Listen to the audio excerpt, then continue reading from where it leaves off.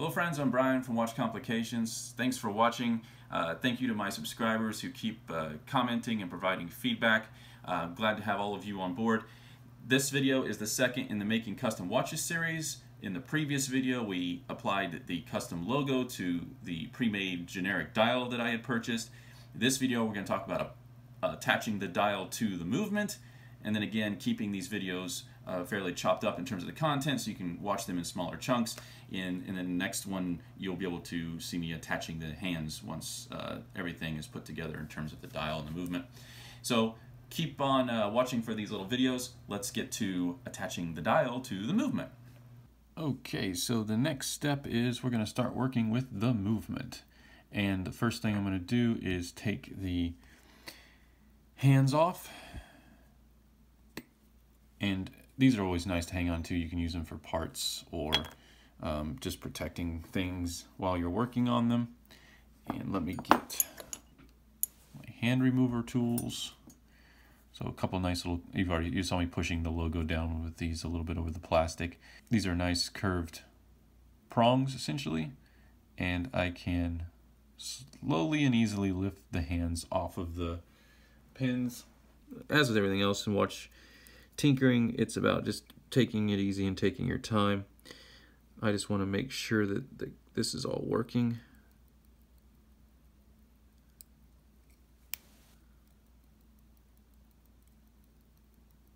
Prior to taking it apart.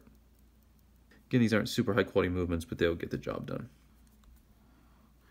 One of the other things that's nice and handy to have around is a protector. I'm going to turn it this way, and I am going to apply an even amount of pressure from both sides, and this should pop right off like so. Not that hard, you just got to do it right. If you try to do it with one side, it's going to take more pressure and it's going to be hard, and then you'll pop it off and the hand will go flying. It's really about equal pressure from both sides and just slowly lifting, and right off those hands will come.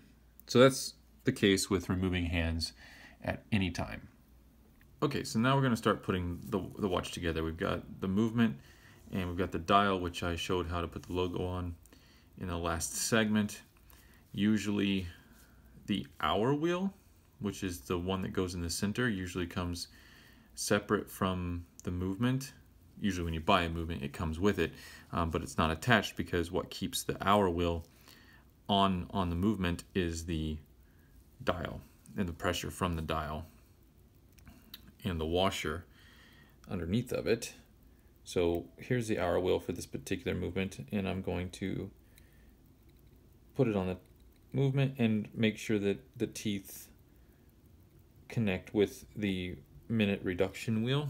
It's right there. And then there is the dial washer, which I will place on the movement like so. So now we've got the hour wheel on and the dial washer, and now we're going to attach the dial.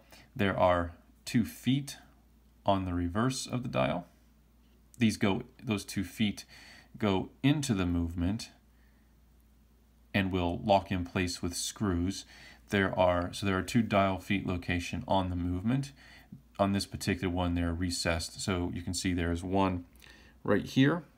Again, it's sort of a slope down into it, and you can see there's a screw coming up right next to it, and on the reverse side is the head of that screw, and we twist it and it will lock the movement into place. And the other dial foot location is directly across from it on the movement, so right over here.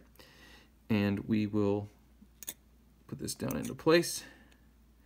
Should lay flat. Again, I'll clean this when we're done. Okay. And now what I'm going to do is I'm going to flip this over and show you the screws on the reverse that we will tighten then to hold the dial in place. So I've put this on a different holder, so I hold the dial against the surface and flip it over and put it on this plastic movement holder. This is just so it's non-abrasive on the dial on the front while I'm putting some pressure on it to put the screws in. And there's lots of different types of movement holders and things you can buy. You know, just choose something that's nice, works good for you and what your approach might be if you were to ever try this. And okay, so where are the dial feet? Well, remember there are the two, so the two locations. This is, again, a replacement for the ETA 6497, and so one of the dial feet screws is right here, and the other is directly across from it, is over here. And so I've got the dial in place. Now all I got to do is tighten those screws, and it will lock the dial in place. And so that's what I'm going to do now. Let's just tighten these up real quick. I'll zoom in as close as possible. You can kind of see what I'm going to do is turn these essentially half a turn to the right, and we'll lock those dial feet into place on this particular movement. It's really just a matter of having the right tools, some good magnification. There we go. So I've turned it about a half of a turn on both sides, and now the dial is nice and secure on the movement. I'll zoom out just a little bit, and this is not going anywhere. It's nice and secure. So one of the things I just want to show you real quick is when you turn those screws to tighten the dial down, you'll notice on the back of the dial here, here's the feet, there's a little notch under there. You can kind of see. And when you turn the screw, a little edge connected to this screw slides underneath of there and locks it into place, and so it doesn't move. And so again, like about a half a turn will get you a nice solid connection between the two. So the next thing I'm going to do is I'm going to just clean up the dial a little bit. Since I had it upside down and was pressing on it a little bit, I'm just going to want to make sure that I have any little debris or particles or lint or anything that might have gotten it picked up. So I'm using the Rodico to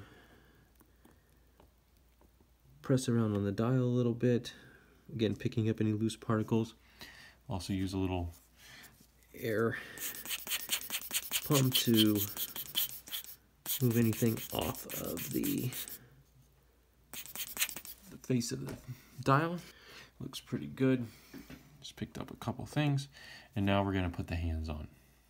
Yay, so our next step is completed. We have a dial on the movement. Now we can get to attaching the hands in the next video, so be watching for that. As always, subscribe if you haven't, like the video if you like it, leave comments. I love getting feedback from everyone, so keep on watching and I'll see you in the next one.